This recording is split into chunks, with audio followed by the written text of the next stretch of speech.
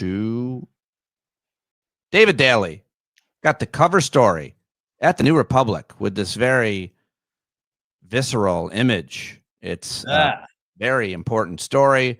MAGA's state-by-state plot to butcher democracy. This is the cover story at the New Republic. I've got one of the best journalists covering this issue, the best journalist covering this issue, which is really an issue of our democracy and how to save it. David Daley live with me here on a winter, it's not winter, December 2nd, but it feels like winter, from Massachusetts. Thank you for joining me. You're from Massachusetts, I believe. You're there.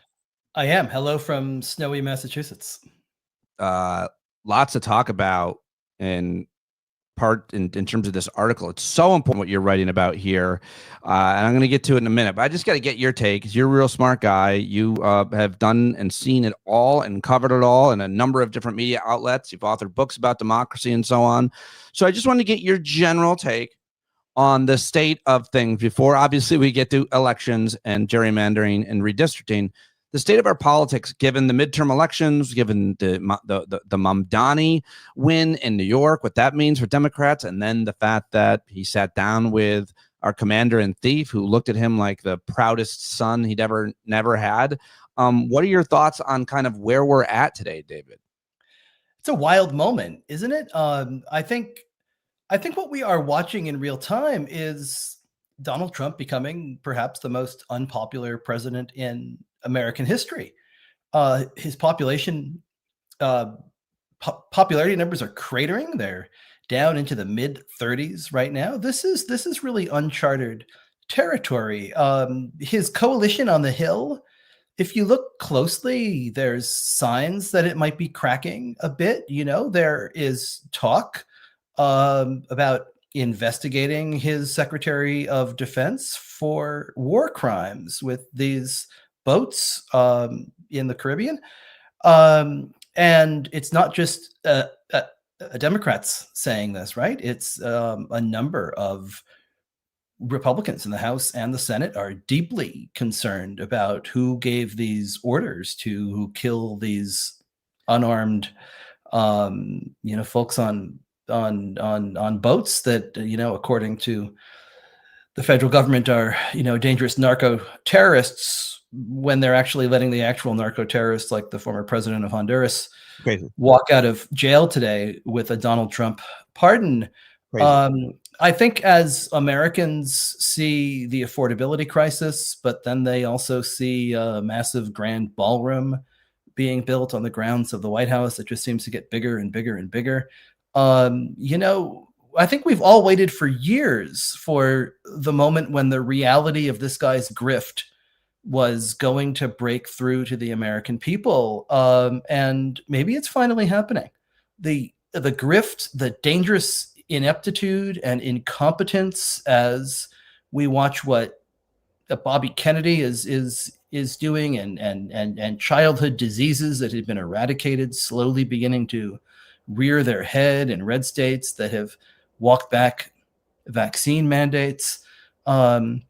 I think Americans are getting a glimpse at what Donald Trump and his band of crooks and cronies and grifters has in mind. And I think perhaps it's not what they had in mind. There seem to be cracks, and you're seeing a whole bunch of Republicans now resigning, most high profile of which is Marjorie Taylor Greene, who is a fire-breathing right-wing conspiracy theorist, white nationalist, and Trump sycophant. And if it's Epstein files or overall unpopularity, whatever it is, you're seeing Republicans, elected Republicans, either say, I'm out of here, or like, remember when Lindsey Graham did for 15 minutes on January 6th? He's like, I'm out of here. I'm back. But they're turning away from him, maybe investigating him, realizing they got to cut their losses with this guy for their next election, for their political future, or maybe, God forbid, for their own conscience. And if the Republicans in Congress turn against him, criticize him, investigate his Secretary of Defense, that's a huge sea change. And before the midterm elections that we may or may not have free or fair. He's not going to be on the ballot in 2028, and I think a growing number of Republicans are realizing this, and they are realizing they're going to be on their own.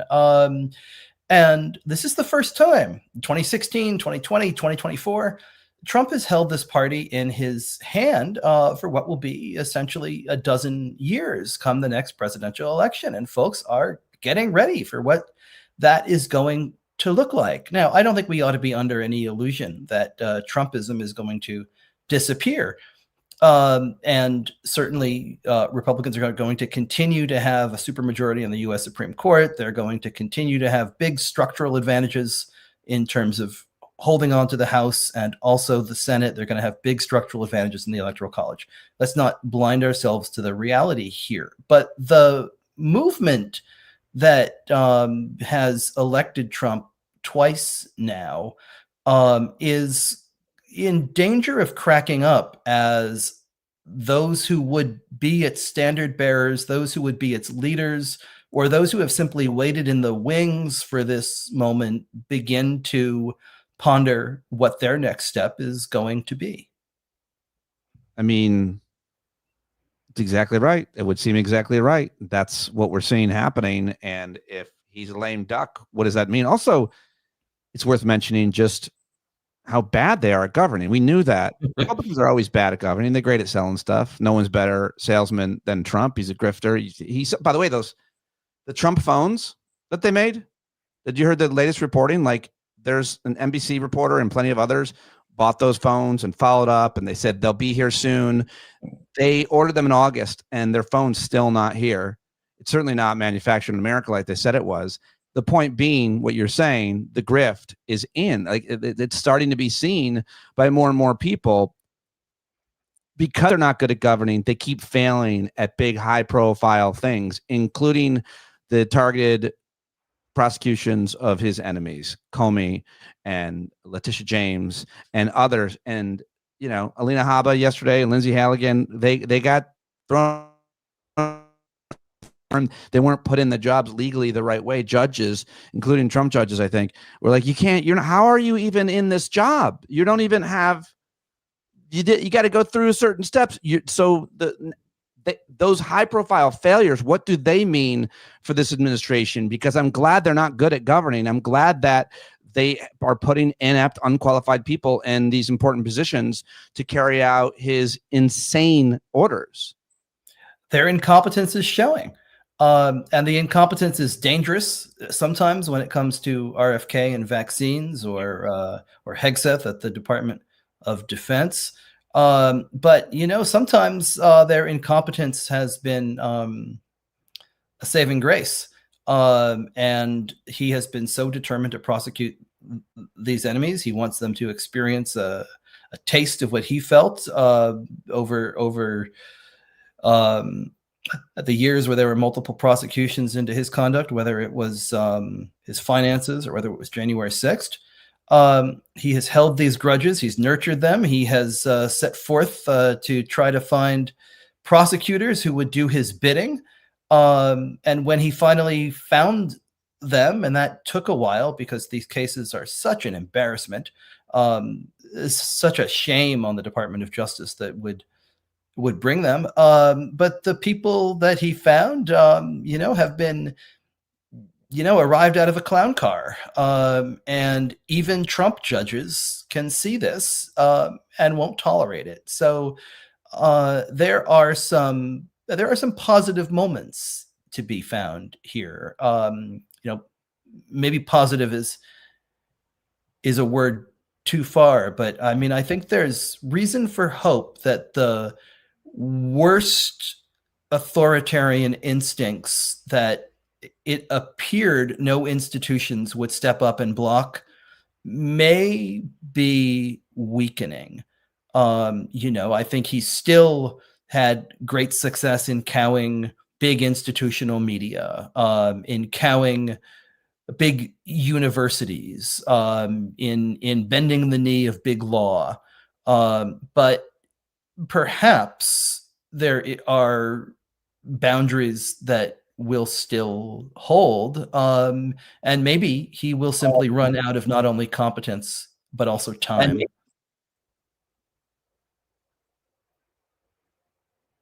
having a minor internet issue that I think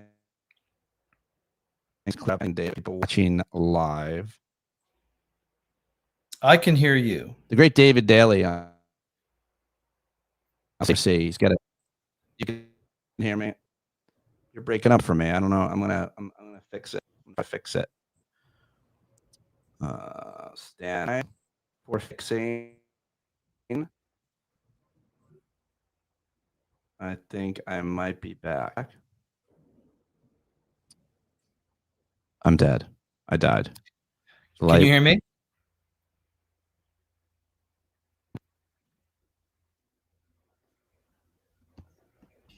Can you hear me? I can hear you. Can you hear me? Yes, I can hear you. But you're not moving. Your picture's not moving.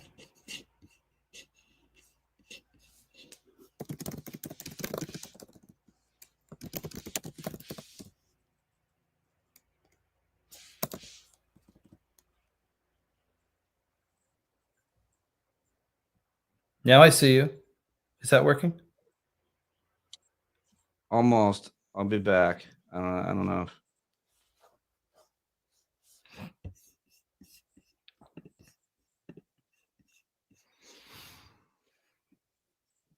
About this guy.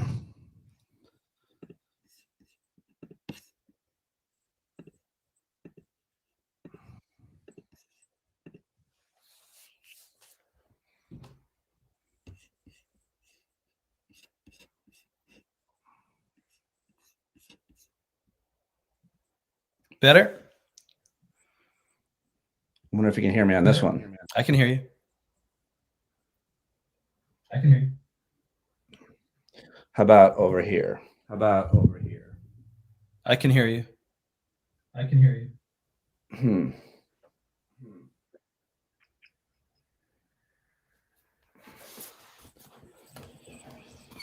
Can you hear me on this computer? Yes. But there's an echo. Testing. How about that? Now, I see. All right. Let's try this. I think this should work for a minute until I figure out what the hell's going on here. Okay. Damn producer. But as long as you're talking more, because my audio is going to not be as good for a minute. But let's get to, as soon as I had that technical issue, let's get to your article, which is the cover story for the New Republic. Everybody's got to read this article.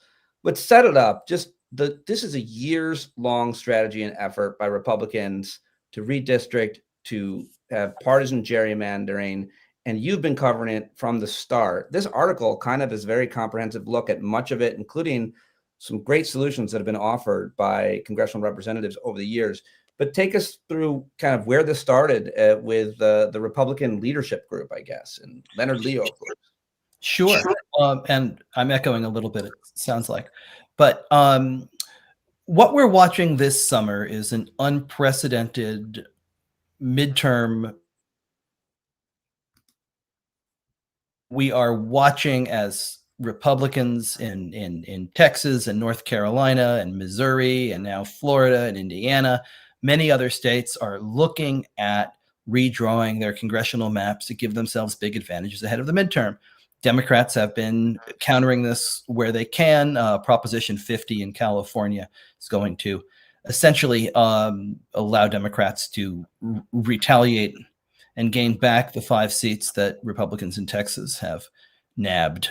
And all of this matters so much because control of the House essentially rests on 3 seats.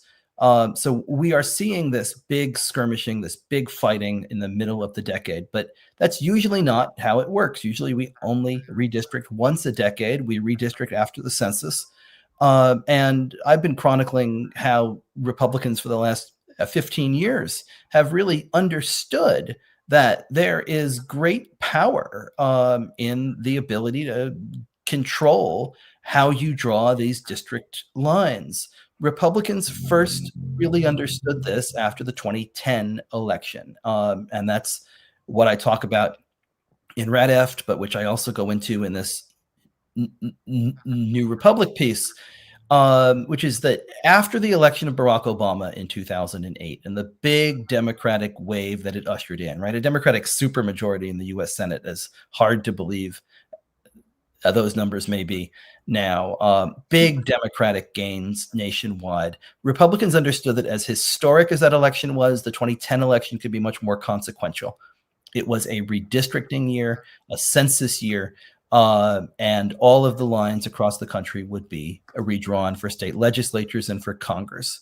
So Republicans set about essentially understanding how power is won in this country and how the level below sometimes makes the rules for the level above. State legislatures tend to draw the maps for congressional districts. So Republicans set about winning state legislative races in Wisconsin, Ohio, Michigan, North Carolina, Pennsylvania, Florida, Georgia, Texas, Alabama, Indiana, states that Democrats had, sometimes been able to win chambers in.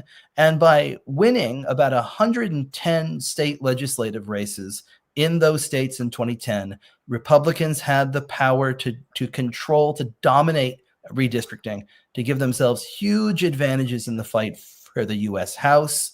And they have kept that advantage now for 15 years. And it's only been enhanced by rulings at this U.S. Supreme Court that have blessed and allowed this and made it that much more difficult for voters to do anything about it. So if you think you're living in a nation in which it is really, really difficult to kick your member of Congress out of office or hold them accountable, you are absolutely right. They draw the lines, they control the process.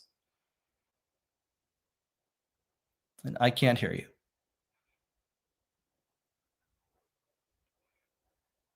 Well explained. I think I fixed our technical issue. I think I'm back, right? You got me? I babbled long enough for you to fix the technical issue. You did it though. I mean, it's a very important and one of the most important stories to understand. You've covered the whole history and talked a little bit about the roots of it. But Republicans played the long game. They invested locally while Democrats got caught flat-footed. And part of it, though, is just a simple audacity in my mind, a lack of shame, because this is what's always hobbled Democrats, a certain kind of integrity. Or I think you got this quote in there about wanting to do the right thing versus necessarily the thing that's going to gain power. Republicans are about gaining power no matter what, without shame, lawlessly, one could argue in any number of ways. And as a result, they've been able to take over so many different districts, rewrite those districts, pack courts, and make democracy a lot harder to achieve. And you compare it to, and others do, our democracy, it is oftentimes in name only. Yes, you feel like you're going to vote, but you're really not represented. You really don't have a chance if you are an urban Republican or a rural Democrat, as you talk about. Tell me a little bit more about how it's a thinly veiled democracy, even before all of these latest redistricting efforts. Back in 2024, there were 37 districts across the country out of 435 that were within 5 percentage points and basically then competitive. And so that is, a democracy in name only right there, when less than 10% of the districts in this nation are competitive. I've never voted in a meaningful congressional race, living in New York and Massachusetts and Connecticut. Even when I lived in Kentucky for a period of time, I lived in the one bright blue district in Kentucky in Louisville. So, it is, we do not have much say. We are allowed to vote, but we are not allowed to vote in elections that generally mean much of anything, where that vote matters. And so much of that is because of way lines have been drawn to ensure that one side or the other wins that seat. And that pushes all of the energy into partisan primaries, which tend to be low turnout affairs. If 7 or 8 people are running in that race because they know that that's the key election to win, you can sometimes win a congressional primary in a non-competitive district with 17, 18% of the vote and then you cruise into office. And that is how we get extremists representing districts that they don't actually match up with, but who can't actually be defeated. And they go to Washington and they behave like, crazed bomb throwers, as if they have an actual agenda and mandate, but they have neither. And yet, voters can't do much about it. So the time has really come. And I hope that this mid-decade gerrymandering apocalypse, wakes us up to the need for big structural reform. And I think a more proportional House, I try to talk about this a bit in the New Republic piece, as we think about solutions, a more proportional House. And we get that with multi-member districts, larger multi-member districts that we elect members with ranked choice voting. So, here in Massachusetts, where we have 9 single-member districts right now, and how you draw those lines makes all the difference. You would have 3 districts of 3, and you would vote with a proportional form of RCV, and you would probably get, 6 Democrats statewide, 2 Republicans, maybe 1 independent. If you did this in Tennessee, you'd probably get the opposite. But suddenly you would have Republicans from Massachusetts, you'd have Democrats from Texas. And if you did this in every state, right? If you did this in North Carolina and Missouri, what they're doing right now with mid-decade redistricting wouldn't work. It wouldn't be effective. They could not do it. You would actually have fair, proportional, representative maps from every single state in the nation. I mean, imagine that. All we have to do is pass a law, but we have to start talking about it, and we have to start building the awareness that there is a really easy, simple fix here that could bring a swing district to everybody. And that's the kind of change we so desperately need. It's really easy, simple fix, except for the politics aren't there for it to be fixed. You talk about this really well, you spell it out at the end of this very important piece that everybody should read that David Daley just wrote, and it's posted for the New Republic. But you talk about how the legislation has been proposed and keeps being proposed. I think Jamie Raskin and another Democratic congressman, they keep proposing what you just said. It's not like it's a David Daley idea. It's a lot of people's idea. It's an idea that would create a far more representative democracy, and that arguably all voters would be more represented. So you could argue that it's in their self-interest. It's in everybody's self-interest. You could make this argument to conservatives. I was thinking about this when I was reading the article, and they would buy it to a huge extent, I think, until they realized that it means they probably wouldn't win as much. Because of the way that elections and campaigns are run and politics are run and gerrymandering, like they can run on these extreme ideas that a very small amount of people hold. And we know this through polling.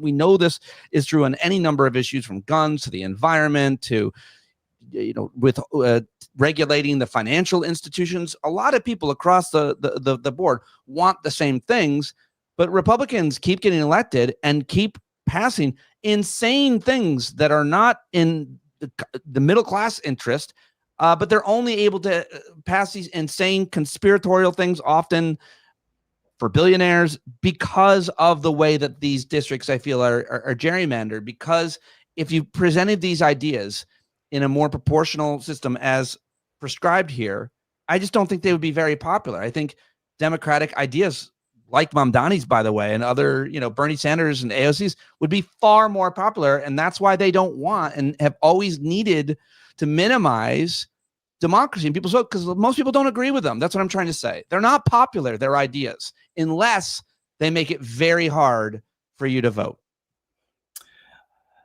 I don't disagree with a lot that you said there, but I think that big change can happen. Big change can happen quickly and dramatically in a moment of crisis. Sometimes windows open when we least expect them. I don't think anybody imagined, for example, that same-sex marriage would happen so quickly in this country as it did, back in the last decade. So sometimes windows open when we least expect them, and perhaps a maximally gerrymandered map that is gerrymandered nationwide wakes everybody up to the need for big change. Now, this has to start with voters wanting it, and voters demanding it. And I think that as we hit this point in which, California is going to be a 48-4 Democratic map, where, Indiana right now is talking about a 9-0 Republican map, just wiping the other side off the board. We can't keep wiping the other side off the board. We have to find a way to talk to one another and live together. And, so how are we going to do this?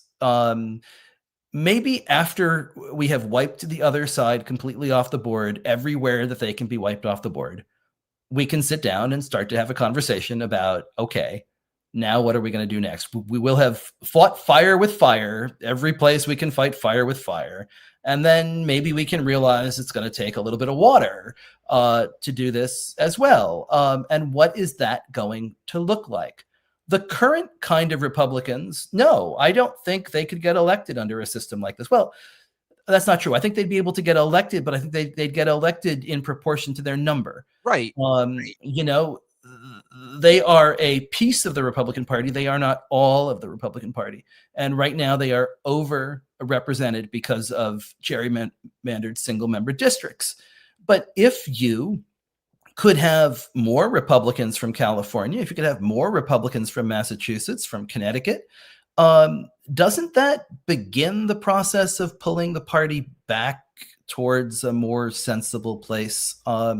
At some point that has to happen, one would hope, one would think. I know we've been saying this for a long time, but if it's going to happen, it's going to take different electoral structures and incentives.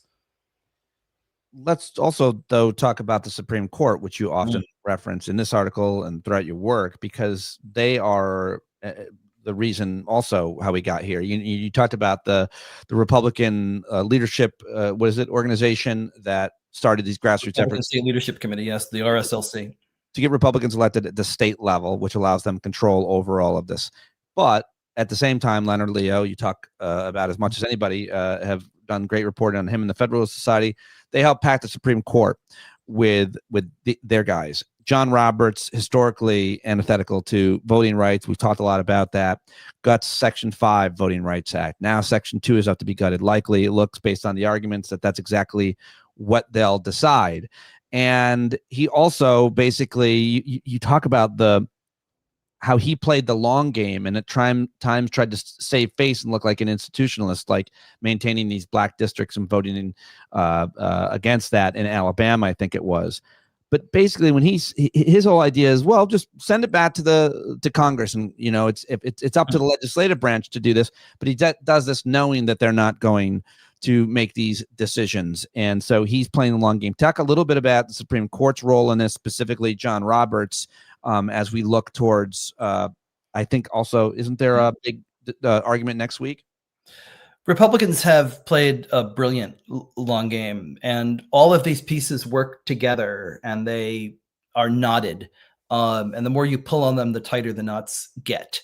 The combination of gerrymandered districts and a Supreme Court that has been itself set up for long-term Republican gains is one that has really worked hand in hand.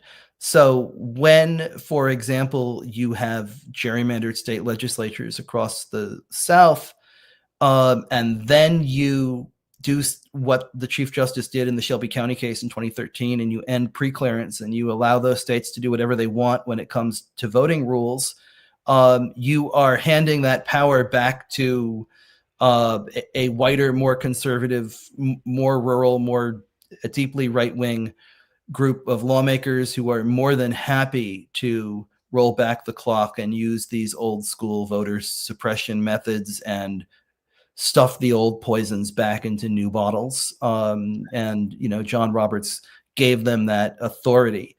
When in 2019, just as voters nationwide were waking up to the importance of redistricting reform and were winning that reform all over the country, John Roberts in the Common Cause versus Rucho case says, well, you can't use the federal courts anymore. This decision arrived at a time in which federal judges appointed by presidents of both parties looked at gerrymanders drawn by both parties, by Democrats in Maryland, by Republicans in North Carolina, Ohio, Wisconsin, Michigan, and said, we are the only thing that can stop this, because when lawmakers are entrenched, they have no reason to stop this. And John Roberts said, no, let people figure it out through the political process, knowing full well that the political process could not fix this problem, that Congress could not fix this problem. And so here we are. As soon as John Roberts did that, all of these gerrymandered legislatures knew that no one would stop them if they went ahead in 2021 and drew wild maps, and that there's no one to stop them now in 2025 when they go ahead and do these unprecedented mid-decade redraws. So this court owns and ought to be ashamed of how it has turned its back on the American people, on what it has done for voters.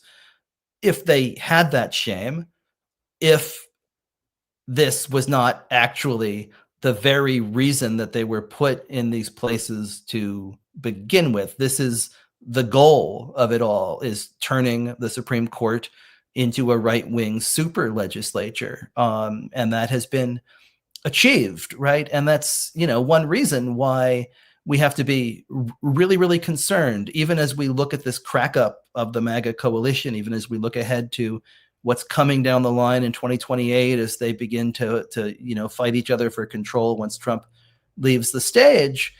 This court is still going to be here. This court's going to be here for some time. And they are the true fount of Republican political power. Do you know the journalist, writer, labor journalist, author named Stephen Greenhouse? I do. He has a piece in The Guardian that I read today that's titled, John Roberts has badly weakened our democracy. Will he ever stand up to Trump? And he does a good job laying out all the transgressions, which you've done throughout your career and Roberts' tenure. But his piece hinges on basically, it's not too late for Roberts to oh God, his reputation. Not another person making this argument that like John Roberts might save us. I mean, how many times do we have to watch John Roberts not save us before? And I have great admiration for Mr. Greenhouse and his labor writing at the Times. But I'm over this idea that John Roberts is going to ride to our rescue. John Roberts has been acting for 40 years like he is some sort of moderate, reasonable institutionalist. And really smart people, especially in the media, continue to believe this BS myth that that is what he is. He has shown us what he is in his decisions time and again and again. If John Roberts had any concerns about what he had done in Shelby County, he's had 12 years now in different cases to try and address them and roll it back. John Roberts isn't concerned about it. This is John Roberts' life's work. John Roberts got onto the court saying he was going to be calling balls and strikes. He calls balls and strikes based on which team is at the plate. John Roberts is not the Chief Justice of the United States. John Roberts is the most effective Republican politician and political operative of his generation and almost any other generation. When you look at how far he has moved this court and the Constitution on big, crucial issues on which the country is not on his side. And I'm talking about the regulatory state. I'm talking about whether or not a president is king. I'm talking about voting rights. We're talking about the environment, guns, time and abortion. Time and again, John Roberts has shown us who he is. He is not going to save us. Sir, the question was, would you like super salad? I don't know what that John Roberts. This is a Wendy's. And I am ranting about John Roberts. This is why I don't get invited to many parties. I Pete. love it. I literally think that's going to be a clip that I'm going to put out because you're exactly right. But just to finish what Greenhouse's only argument was not anything about democracy or voting, which I don't think he or anybody thinks anything's going to change that. Specifically, he's talking about would he rule with other conservatives on the court that the administration and our commander in chief violated the law in imposing emergency tariffs. So the tariff case, that's how he's saying, Roberts, it's not too late because that's such a big deal, that case. But I don't think I mean, the tariff case, who knows, right? Because that's one of those cases where it's Trump up against big business. So John Roberts has to decide who's really my daddy, the Chamber of Commerce or Big Don. And you know, so I could see how on that case, perhaps maybe he'll just choose rich daddy instead of authoritarian daddy. Well, I think the only reason I think that people are saying that is because of what we talked about earlier with the crack up of the party. Maybe John Roberts doesn't want to stay on the side of rich daddy / pedophile. Like they might want to save their own legacy by not standing up for this guy who's, maybe littered throughout the Epstein files, doing horrific thing, which could lead to a lot more Republicans doing something similar to Rich Daddy and going back to their more, conservative principles and not necessarily authoritarian leaders' whims in the middle of the night. John Roberts has shown us who he is for the last 20 years. John Roberts is a Republican in robes.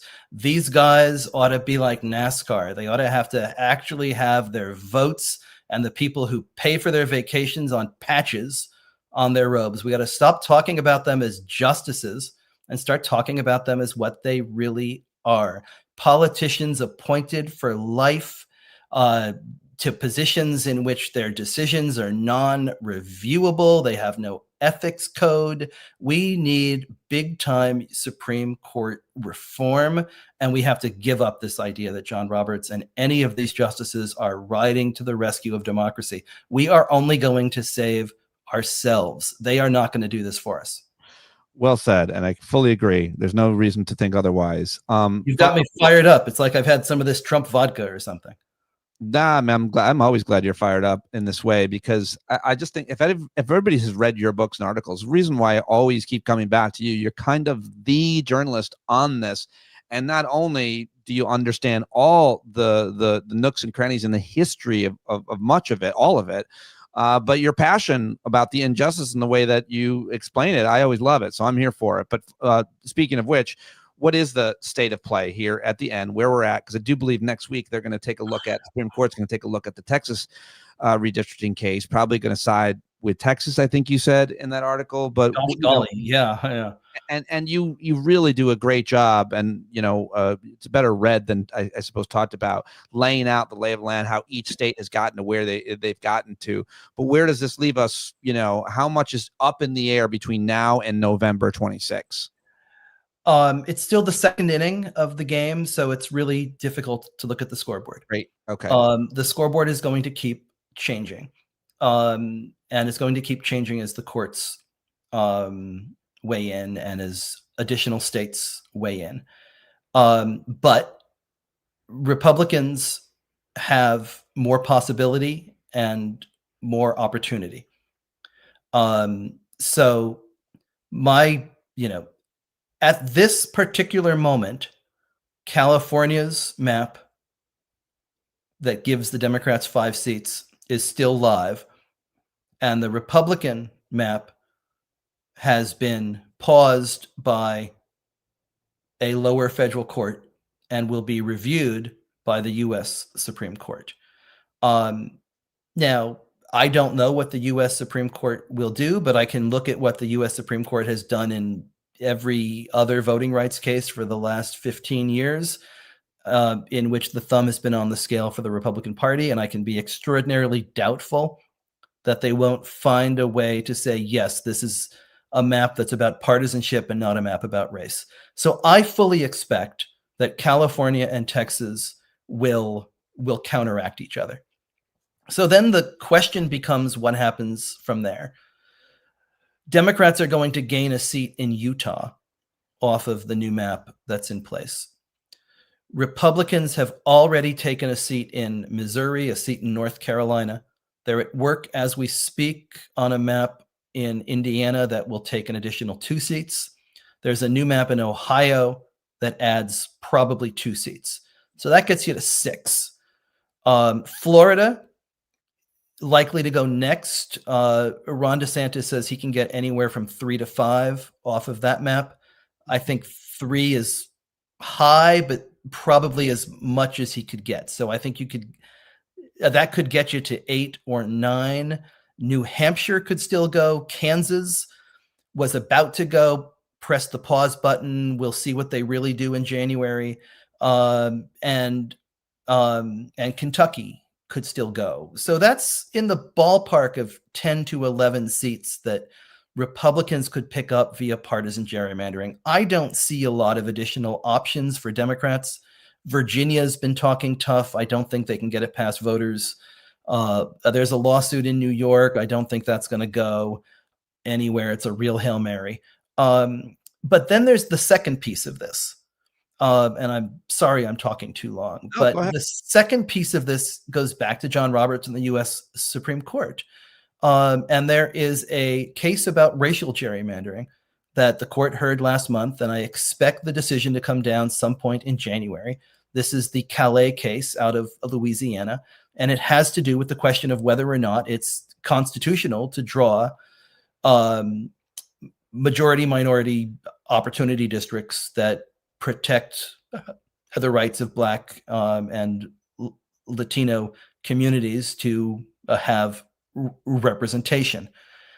If the court finds essentially that the rest of Section 2 is not constitutional, it could open up the potential that Georgia, South Carolina, Mississippi, Louisiana, Alabama, Tennessee could all next year draw new maps that wipe seats currently held by Black Democrats off the map.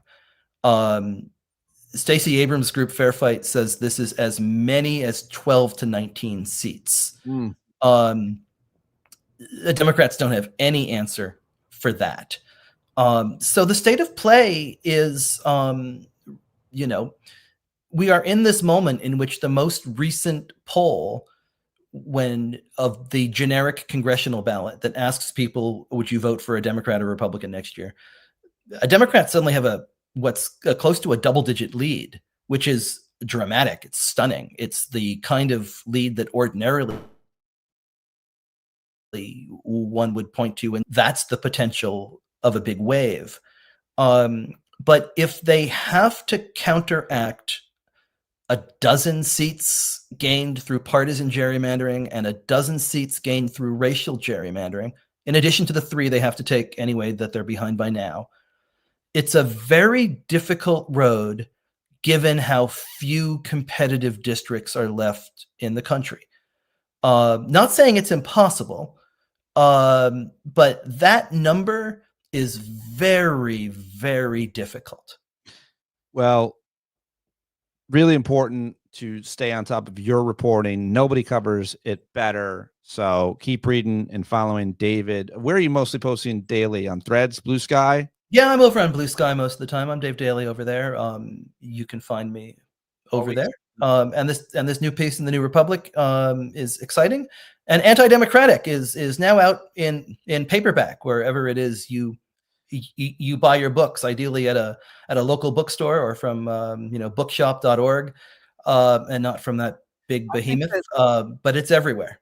I think that your 3 books, Unrigged, Rat Fucked, and Anti-Democratic, should be on the bookcase of anybody who cares about America and democracy. Like, they tell the story as well as anybody has told it. And it's so important. This new piece is very comprehensive. Everybody should go read it and then share it. Share it everywhere so that it gets a lot of attention and clicks. And we'll talk to David at least every month and anytime there are new developments on this. And stay in the fight. Be involved. There are solutions. The end of your article lays them out. And they're not your ideas specifically. They're, Jamie Raskin proposing these ideas in the Congress. So really potentially huge possibilities, not tomorrow, as you say, but with after the next census, especially. And that matters because we should play the fucking long game and not live in a world of instant gratification all the time, especially when it comes to democracy, especially when it comes, like, you can't just punch out and be cynical and not be involved, because then, what are you doing? What is your purpose? The apathy can't be the answer. Cynicism can't be the answer, which is why there is light at the end of the tunnel. I always believe that. I know you do too. I'll shut up. Thank you.